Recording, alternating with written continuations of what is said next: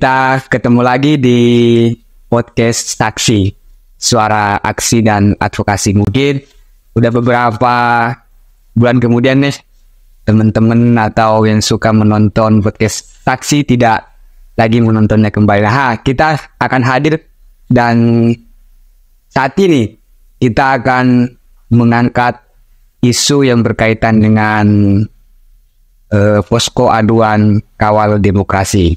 Nah, banyak tuh beberapa pertanyaan-pertanyaan dari masyarakat seperti apa tuh kemarin berkaitan dengan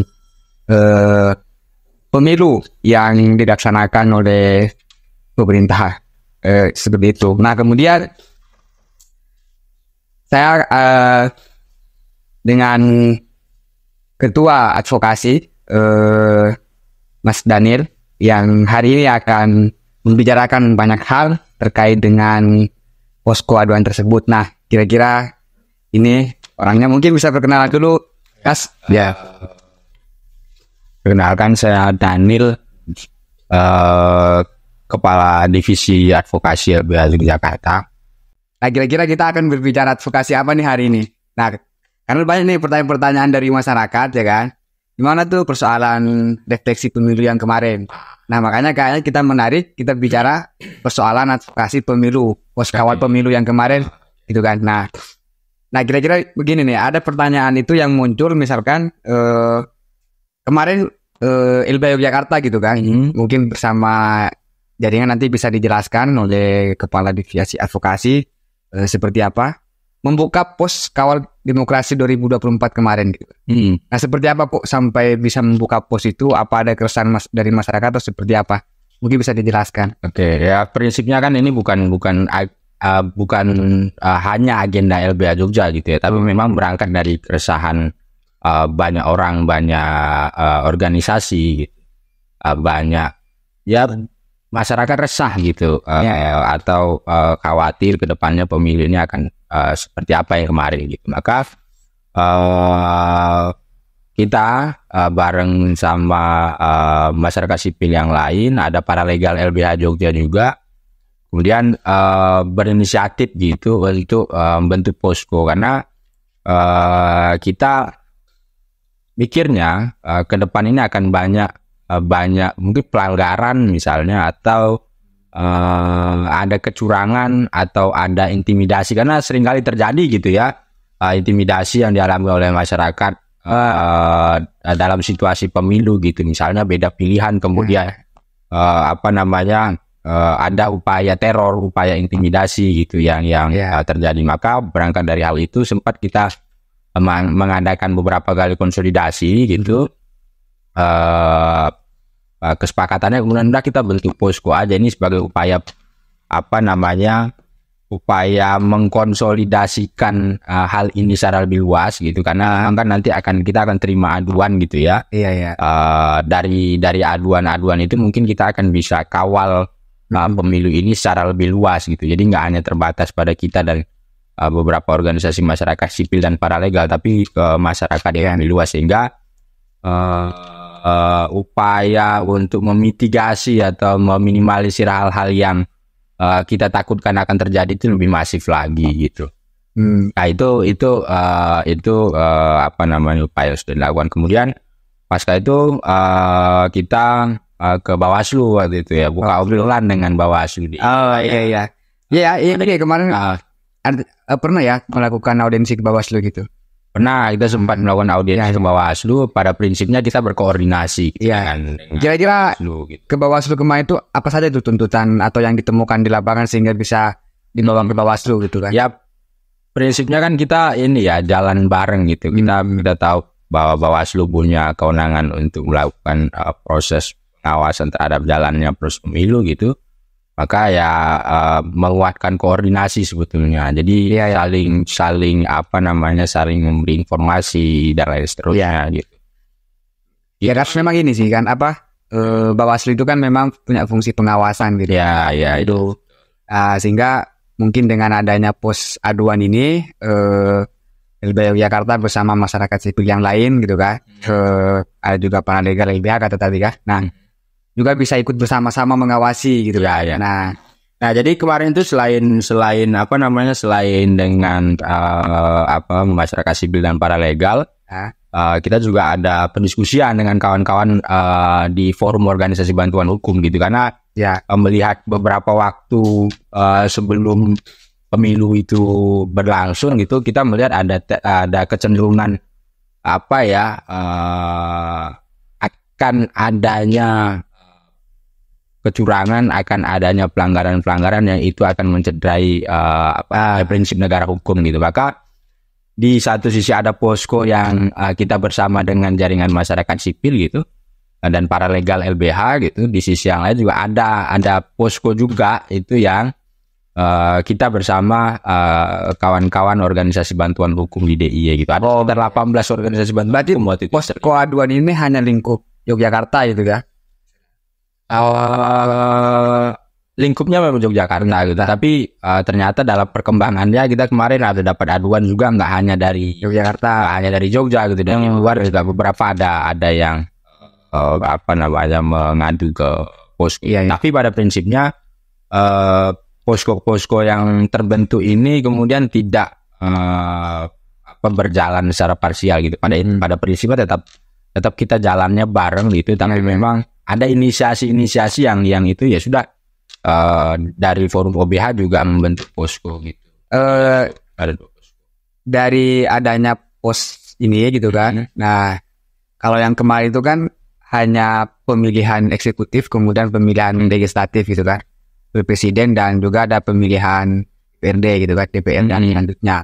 Artinya ada 2 lembaga di situ yang berbarengan, maksudnya pemilu berbarengan, eksekutif dan legislatif gitu kan. Nah, ada nggak yang ditemukan oleh pos itu yang misalkan pelanggaran atau aduan, semacam aduan dari masyarakat, atau pernah ditemukan oleh oleh teman-teman yang tergabung di pos aduan itu berkaitan dengan misalkan di eksekutif seperti apa kendalanya, pelanggarannya gitu kan? Kalau di legislatif seperti apa, atau sama gitu? Maksudnya pelanggaran-pelanggarannya hampir mirip sama dengan yang diadukan oleh masyarakat ke pos aduan itu gitu. Kira-kira tuh? Ya, kecenderungannya sama sebetulnya ya. Kalau secara luas gitu, ada misalnya upaya teror atau upaya intimidasi yang dilakukan oleh oknum, mungkin kita sebut gitu. Nah, ini tadi kan menyebutkan tuh ada beberapa bentuk-bentuk pelanggaran, salah satunya ada intimidasi di situ kan. Bisa nggak dijelaskan seperti apa kira-kira persisnya bentuk intimidasi yang kemarin yang dibuka oleh pos aduan itu, atau yang pernah ditemukan oleh beberapa kawan-kawan di advokasi misalnya? Kira-kira seperti apa? Ya, salah satunya misalnya gini, ada salah satu akademisi yang cukup vokal bicara soal kecurangan pemilu ini secara sistematis gitu. Kemudian asistennya kemudian ditanyai, kemudian di teror, dicari gitu-gitu.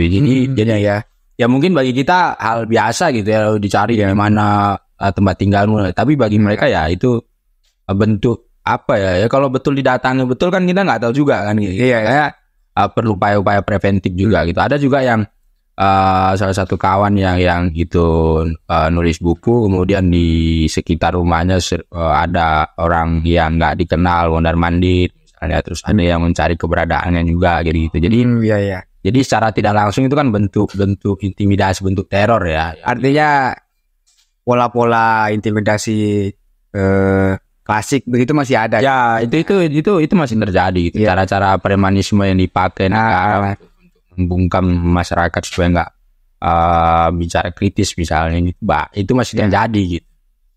Nah, berarti ada beberapa refleksi nih persoalan untuk pemilihan eksekutif dan legislatif yang kemarin itu kan. Tadi sudah banyak dikumpulkan beberapa aduan dari masyarakat itu kan. Nah, kemudian ini nih, bentar lagi kan ada pilkada tuh. Ada pilkada kan. Kira-kira bukan nggak lagi itu posko aduan untuk pilkada ini di 2024 ini?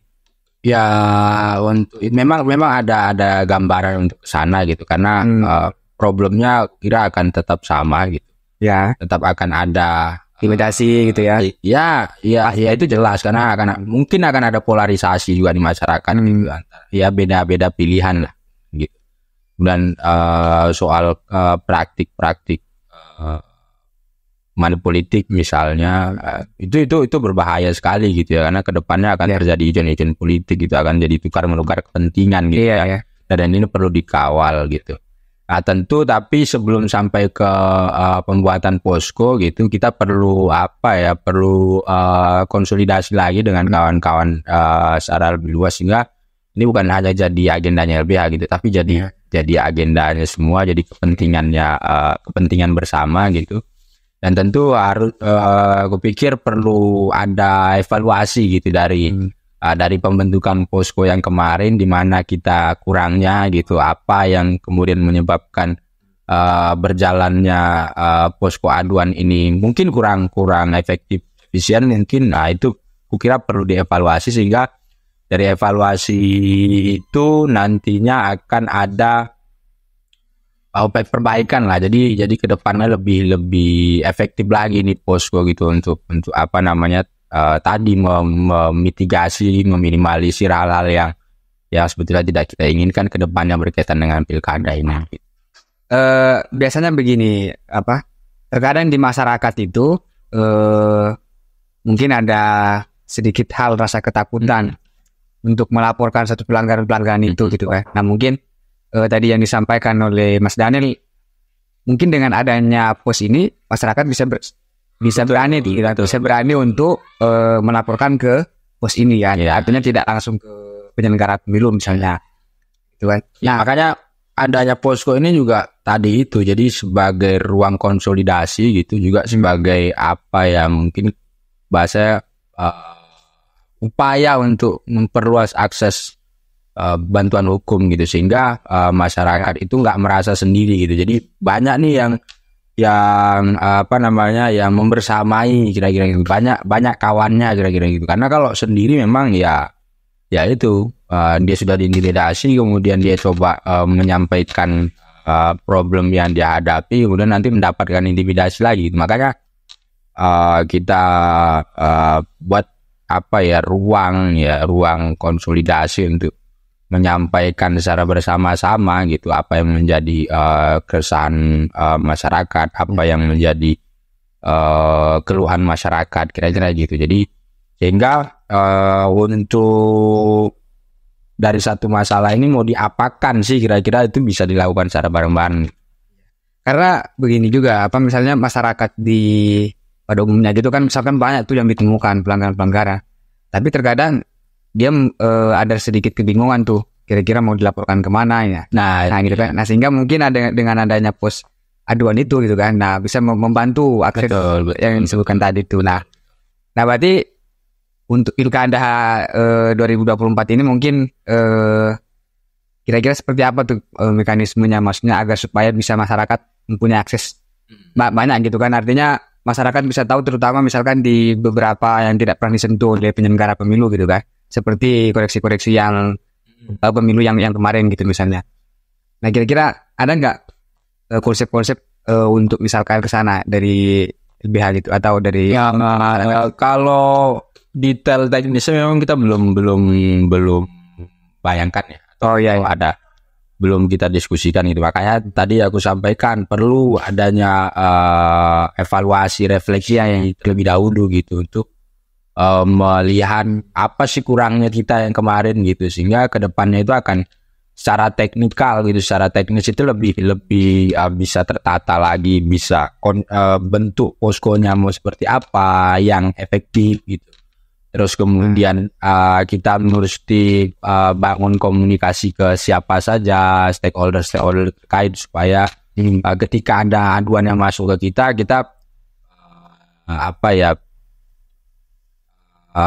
jelas gitu kita mau kemananya gitu.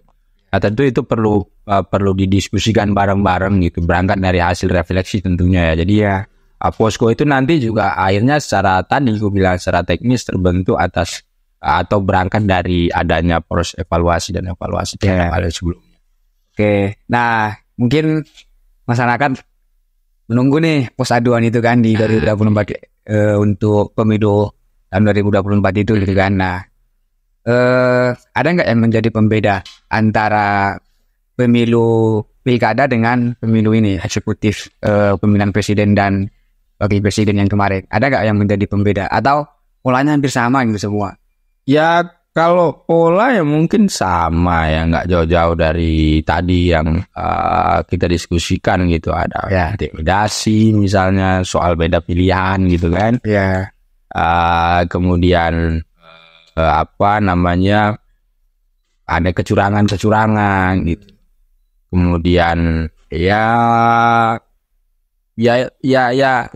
kecenderungannya kira sama gitu. Sama lah ya. Kecenderungannya sama sih.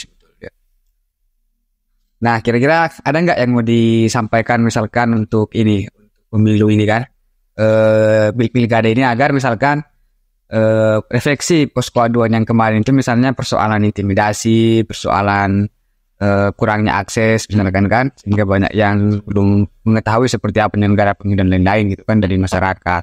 Nah, kira-kira ada nggak ini apa namanya misalkan dari untuk selanjutnya ini kira-kira persoalannya yang menjadi rumit kan itu tadi kan, persoalan intimidasi, kemudian yang lain-lain tadi.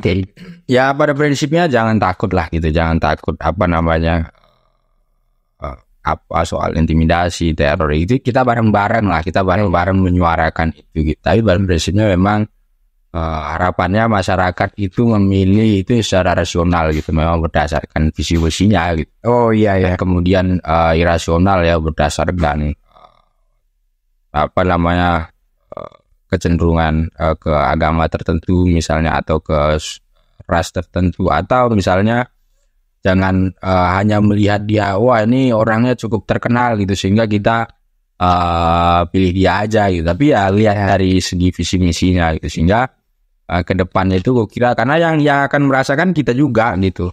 5 tahun ke depan ya kita yang merasakan efek dari kebijakannya. Maka kalau milih ya yang rasional lah kira-kira gitu. Iya. Artinya punya pertimbangan pribadi. Ya, jangan takut untuk menyampaikan menyampaikan kritik misalnya, menyampaikan perbedaannya gitu kan. Iya. Menyampaikan inilah apa namanya ya, koreksi terhadap apa yang terjadi, calon-calon tertentu gitu.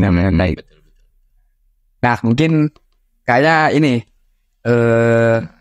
sudah cukup lah ya. Okay. Untuk beberapa refleksi untuk poskawal pemilu yang kemarin gitu kan. Nah, mungkin bisa ada beberapa hal tadi yang ini yang mungkin perlu juga saya sampaikan. Nantinya kita perlu juga tuh turun ke advokasi di lapangan seperti apa pemilu gitu. Ya, betul. Perlu juga melakukan koordinasi dan lain-lain gitu kan. Mungkin hanya itu ya teman-teman atau masyarakat yang menonton podcast Saksi, Suara Aksi dan Advokasi. Jangan lupa di episode berikutnya kita juga akan menayangkan beberapa hasil advokasi kita. Salah satunya hari ini kita menyampaikan persoalan pos aduan kawal pemilu demokrasi 2024 kemarin gitu kan. Oke, thank you. Terima kasih Mas Daniel. Ya. Terima kasih Kepala Divisi Advokasi ya. Ya, terima kasih. Oke.